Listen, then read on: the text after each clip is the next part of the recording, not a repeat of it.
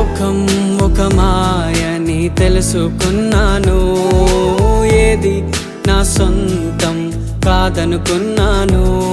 ఈ లోకం ఒక మాయని తెలుసుకున్నాను, ఏది నా సొంతం కాదనుకున్నాను.